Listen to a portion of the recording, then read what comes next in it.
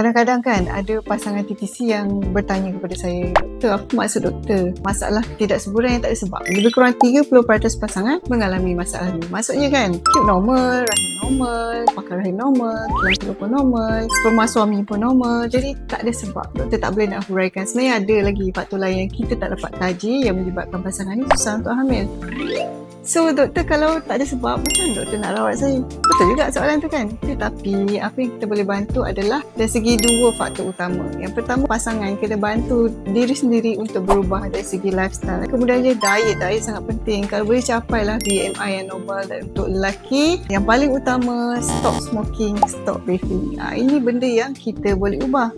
Faktor yang kita tak boleh ubah, contoh umur itu kita tak boleh nak ubah lah, tetapi at least kita boleh ubah gaya hidup kita. Kemudiannya rawatan di pusat rawatan kesuburan yang boleh kita tawarkan kepada pesakit termasuk IUI, dihantar sperma ke dalam rahim. Kemudiannya IVF ni beza sikit sebab kita akan sedut telur keluar, senyawakan telur di luar, di makmal. Jadi ada modaliti untuk rawatan IVF kepada pasangan dengan masalah unexplained infertility. So kalau nak tahu lebih lanjut, boleh hubungi kami di Sofia Fertility Center.